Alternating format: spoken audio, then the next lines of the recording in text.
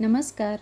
मी रसिका तुमच्या सगळ्यांचं खूप मनापासून स्वागत करते किचनवाली स्टोरी या माझ्या यूट्यूब चॅनलमध्ये.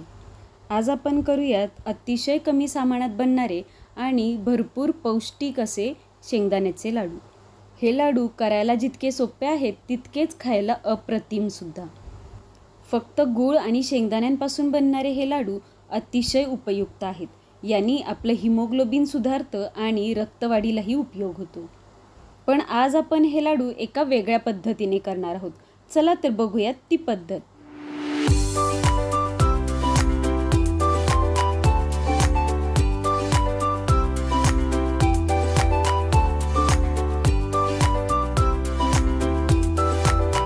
सगळ्यात आधी इथे मी एक कढई गरम करून त्यामध्ये 1 वाटीभर शेंगदाणे घेतलेले आहेत.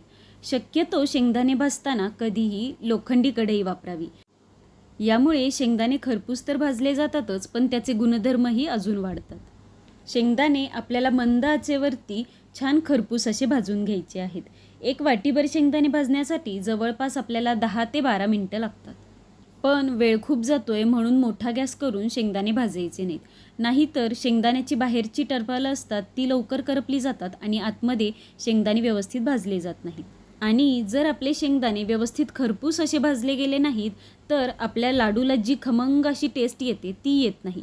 त्यामुळे अगदी मंद आचेवरती शेंगदाणे आपल्याला व्यवस्थित भाजून घ्यायचे आहेत. तर हे पहा, आता साधारण 8 ते 10 मिनिटांमध्ये आपले शेंगदाणे व्यवस्थित भाजले गेले आहेत. आता हे एका प्लेटमध्ये काढून घेऊन व्यवस्थित आपण त्यांना थंड करून घेऊयात. आणि शेंगदाणे छान थंड झाल्यानंतरच आपल्याला मिक्सरमध्ये ते बारीक करून घ्यायचे आहेत. तर अशा पद्धतीने मी सगळ्या शेंगदाण्यांचा व्यवस्थित असा बारीक कूट करून घेतलेला आहे. आता एका कढईमध्ये 2 चमचे तूप गरम करून त्यामध्ये मी 1 वाटी शेंगदाण्यांसाठी 1 वाटीच गूळ घेतलेला आहे. इथे मी गूळ खलबत्त्याने बारीक करून घेतलेला आहे. हा गूळ आता आपल्याला पाणी न घालता व्यवस्थित या तुपामध्येच मेल्ट करून घ्यायचा आहे. तुम्ही इथे चिक्कीचा गूळ वापरलात तरीही काही हरकत नाही. पण शक्यतो गूळ पावडर जी बाजारात आजकाल मिळते ती घेऊ नका. कारण गूळ पावडरला त्याचा ओलसरपणा नसतो आणि त्यामुळे आपले लाडू व्यवस्थित बांधले जात नाहीत. त्यामुळे गुळाची ढेप वापरलेली कधीही उत्तम. हे पहा, आता 2 ते 3 मिनिटांमध्येच आपला गूळ छान वितळलेला आहे. आता या वितळलेल्या गुळामध्येच आपल्याला जो शेंगदाण्याचा कूट केलेला होता तो घालून घ्यायचा आहे. आता आपण हा कूटसुद्धा या गुळामध्ये छान मिक्स करून घेऊयात. 1 ते 2 मिनिटं मंद आचेवरती हे मिश्रण आपण छान एकजीव करून घेऊयात. जेव्हा अशा प्रकारे गूळ मेल्ट करून तुम्ही त्यामध्ये शेंगदाण्याचा कूट घालता तेव्हा गूळ सगळ्या कुटाला व्यवस्थित लागला जातो. नाहीतर आपण नुसता गूळ शेंगदाण्याच्या कुटामध्ये जर मिक्स करायला घेतला तर तो काही ठिकाणी व्यवस्थित लागला जात नाही, तर काही ठिकाणी गूळ जास्त होतो. त्यामुळे लाडू खाताना एकसारखा असा लागत नाही. त्यामुळे जर तुम्ही अशा पद्धतीने गूळ व्यवस्थित मेल्ट करून नंतर त्यामध्ये जर शेंगदाण्याचा कूट घातलात तर आपले लाडू सगळीकडे एकसारखेच चवीला होतात. आता हे मिश्रण हलकेसे थंड झाल्यानंतर आपण दोन्ही हातांनी ते छान चोळून घेऊयात. हे पहा, आपलं शेंगदाणे आणि गुळाचं प्रमाण इतकं व्यवस्थित झालंय की एका हाताने जरी दाबलं तरीही त्याचा लगेच मुटका होतोय.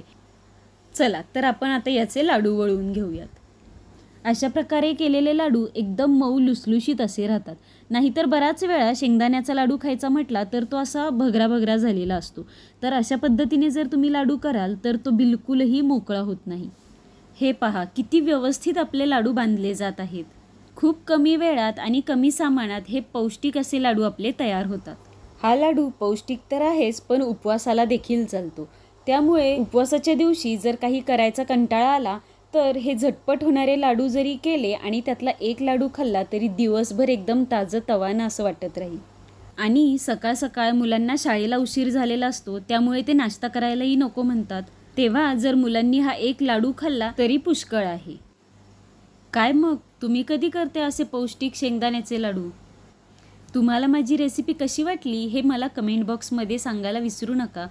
तसेच आपल्या चॅनलवर जर तुम्ही नवीन असाल तर आपल्या चॅनलला सबस्क्राईब करा आणि व्हिडिओजला लाईक आणि शेअरही करा. चला तर मग भेटूयात अशाच नवीन रेसिपीजसोबत नवीन व्हिडिओमध्ये.